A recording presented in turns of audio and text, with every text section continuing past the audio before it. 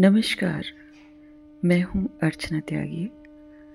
एक बार फिर से हिंदी लेखक परिवार के मंच पर और आज प्रस्तुत कर रही हूँ एक मूल्यपरक कहानी जिसका शीर्षक है आधा किलो आटा। यह कहानी डॉक्टर शमित शर्मा IAS जी के कहानी संकलन से ली गई है। तो प्रस्तुत करती हूँ यह कहानी आधा किलो आटा। एक दिन एक सेठ जी को अपनी संपत्ति के मूल्य निर्धारण की इच्छा हुई।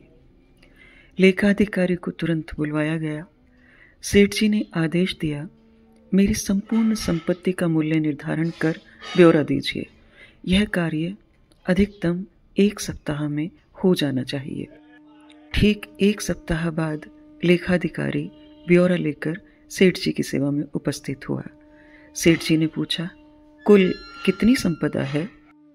सेठ जी, मोटे तौर पर कहूँ तो आपकी 7 पीढ़ी बिना कुछ किए धरे आनंद से भोग सके इतनी संपदा है आपकी, बोला लेखाधिकारी।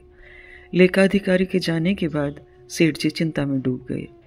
तो क्या मेरी 8वीं पीढ़ी भूखों मरेगी? वह रात दिन चिंता में रहने लगे। तनावग्रस्त रहते भूख भाग चुकी थी। कुछ ही दिनों में कृशकाय हो गए। सेठानी जी द्वारा बार बार तनाव का कारण पूछने पर भी जवाब नहीं देते। सेठानी जी से सेठ जी की यह हालत देखी नहीं जा रही थी।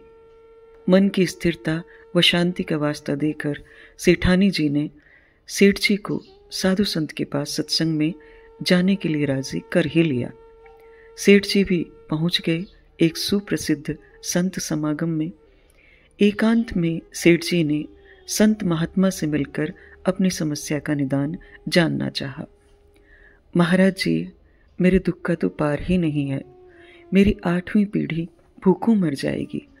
मेरे पास मात्र 7 पीढ़ियों के लिए ही पर्याप्त संपत्ति है।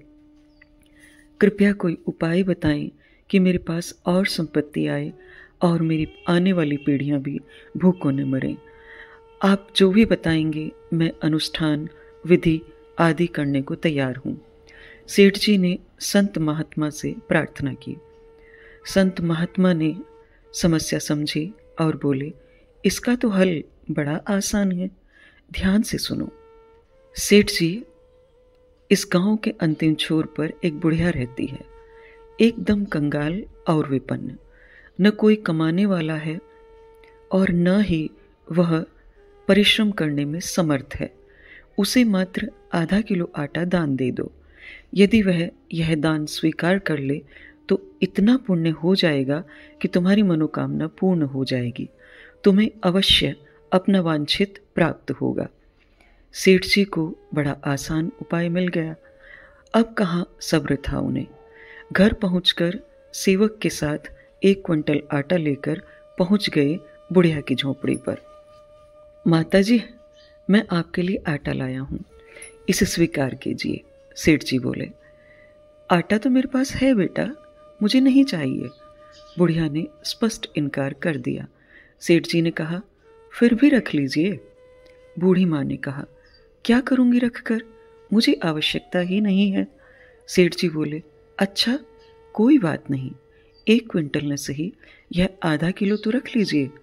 बेटा, आज खाने के लिए ज़रूरी आधा किलो आटा पहले से ही मेरे पास है, मुझे अतिरिक्त की ज़रूरत नहीं है। बुढ़िया ने फिर स्पष्ट मना कर दिया। लेकिन सेठ जी को तो संत महात्मा जी का बताया उपाय हर हाल में पूरा करना था। एक कोशिश और करते सेठ जी बोले, तो फिर इसे कल के लिए रख लीजिए। बूढ़ी माँ ने कहा, बेटा, कल की चिंता मैं आज क्यों करूं? जैसे हमेशा प्रबंध होता आया है, कल के लिए कल ही प्रबंध हो जाएगा। इस बार भी बूढ़ी माँ ने लेने से साफ इनकार कर दिया। सेठ जी की आंखें खुल चुकी थी। एक गरीब बुढ़िया कल के भोजन की चिंता नहीं कर रही और मेरे पास अपार धन सामग्री होते हुए भी मैं 8वीं पीढ़ी की चिंता में घुल रहा हूँ। मेरी चिंता का कारण अभाव नहीं, तृष्णा है। वाकई तृष्णा का कोई अंत नहीं है। संग्रह खोरी तो दूषण ही है।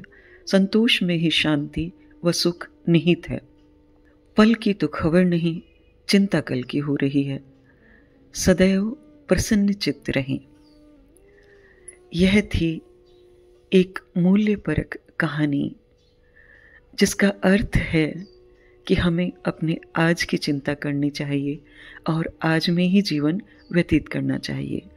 कल की चिंता में हम अपने बचे हुए जीवन को भी दुखी बनाते हैं। मेरी आवाज़ में यह कहानी अगर आपको पसंद आई तो लाइक करें, कमेंट करें और अन्य साहित्य प्रेमियों के साथ साझा भी अवश्य करें। मैं अर्चना त्यागी अब आपसे विदा लेती हूँ। फिर मिलते हैं एक और कहानी के साथ बेहतरीन कहानियों के सफ़र में। धन्यवाद। अगर आपको रचना पसंद आती है तो लाइक और कमेंट्स ज़रूर करें और शेयर कीजिए।